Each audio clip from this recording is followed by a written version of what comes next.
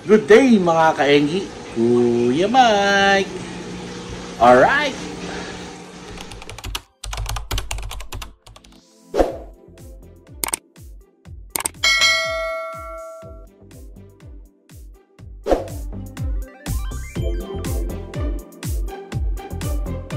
Yun mga kaenggi, no? So mag-aayos tayo ng mga fry natin ngayon. At tara, samahan nyo ako, no? Alright. So mga kaenggi, no? Ito yung aayusin natin. Yung ating Singa Blue, no? Kung makikita nyo, napakadami yan. At the same time, iba-iba na yung size nila, no? May malalaki at may mga maliliit, no? So gagawin natin dyan, no? Yung mga maliliit, dilipat natin dito sa baba, no? Kung di ako nagkakamali, nasa mga 100 plus na fry yun nandyan. So para hindi sila siksikan, ay magbabawas tayo dito, no? Para mas maganda yung kanilang mga growth. Alright. Pakita ko muna sa inyo yung mga breeder nya, no? Ito yung breeder nya, no? Yan, no? Ayun si Punet, no? Yan, yung mga natutulog. Alright. May nakita akong fry dito, no? Puliin na natin at lipat na natin to sa bagong paglalagyan nila. Ayun, no? Yeah, 1-0 2-0. Yan, no? So may nakuha tayong dalawa. Lalagay na yan natin dito, no? Yung so dito, no, kukunin natin yung mga maliliit, tapos lipat natin sa baba. Alright.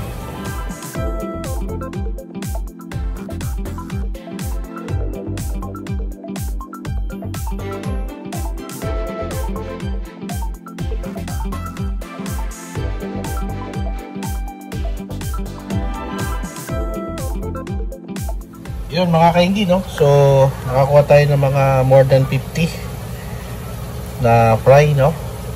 Tapos lipat natin dito para mahati sila, no? Pero checkin ko muna to, baka tanggalin ko yung ibang mga mas malalaki, palitan natin na maliliit, no? Alright. Yun mga kaenggi, no? So lipat na natin sila dito para mas lumaki na sila ng gusto. Yan, no? Right?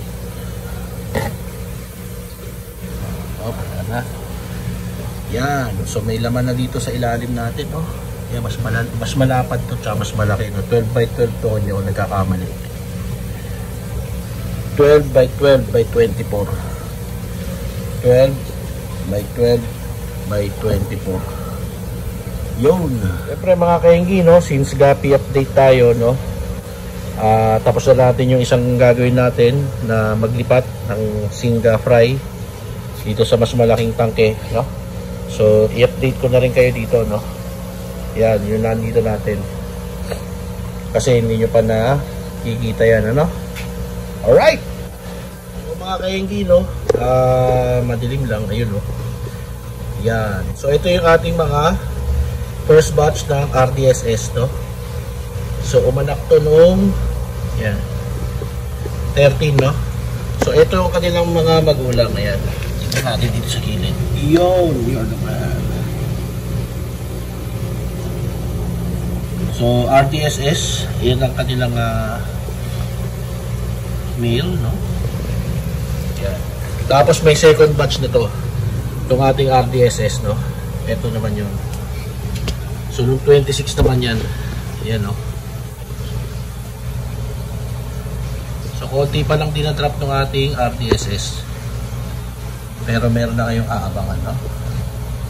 Alright. So yung mga nandito, no, napakita ko na sa inyo nung last time. So ito rin, no? So ito yung ating mga YKC top sword, no? Ayan, ang lalaki na nila, no? At pwede na tayo mag-selection dyan. Maihiwalay na natin naman yung male tsaka female, no? Siguro sa isang vlog natin, no, hulihin natin yan lahat, tapos i-separate natin yung male tsaka female. Alright. So pag-separate na siguro pagka dumating na yung mga bakante na tabs natin na tank, bago natin gawin yung pag-separate ng male tsaka female, no, ng mga YKC. Tsaka ito pa, oh, kung makita nyo, ito dami rin yan, no, mga YKC top sword yan, mga kainggi.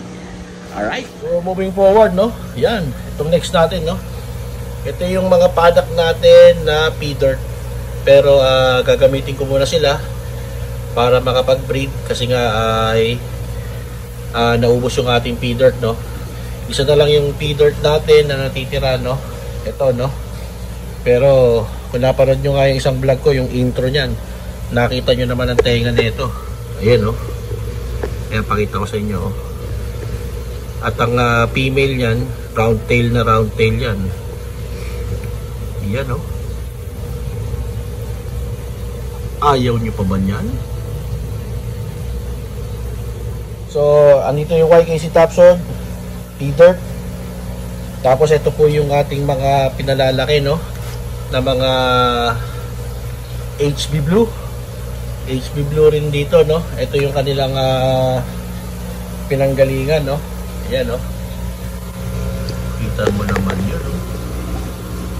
Nakikita nyo ba? Kasi nagre-reflect lang, ano, pero hasnep, ayun, no, lalo na yung nandun, no. Oh, ha? So, yung mga anak niya, no, bukod po dito, meron tayo mga ginugroom rin dito, no, na HB Blue. Ayan, no, kikita nyo po ba? So, ribbon po yan, no, yung mga HB Blue na yan, no. Yun.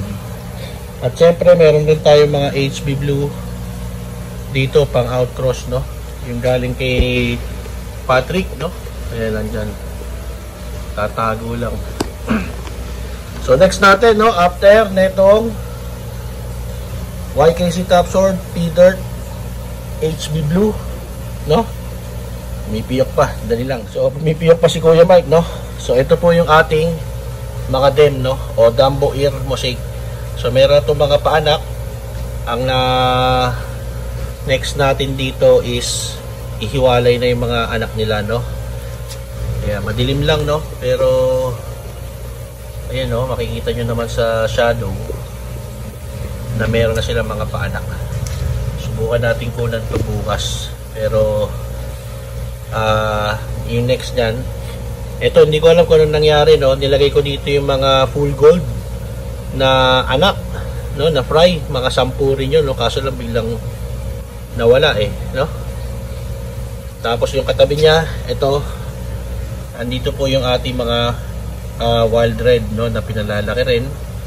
At dito puro wild red rin nandito. Yan. Yun, no, yun, no. Gulat ako. Kala ko may tumutuka. So ayan yung mga wild red report rin natin dyan, no. So aside pa yan dun sa nasa tank. So meron tayong 2 tab ng wild red dito. Alright.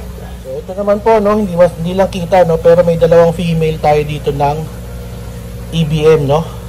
So gagamitin natin yan dito once na makapag-drop na to. Alam ko may din-drop na to na isa, pero hindi ko na siya nakikita, no. Alright. Ito naman po, no, yung ating 2 tab dito, mga HB Blue rin to na mga pinalalaki natin, no. So ililipat na rin natin to ng lalagyan. Overdue na sila dyan, no. Tapos ito po, meron tayong bagong mga fry ng P-dirt, mga ilang piraso lang po ito. Aside pa yan dito sa ating mga pinalalaking P-dirt dito. Ayan, no. Meron tayong pinalalaking P-dirt dito. Tsaka ito yung mga P-dirt pa dyan, no. Ayan. O, diba? Saan ka pa?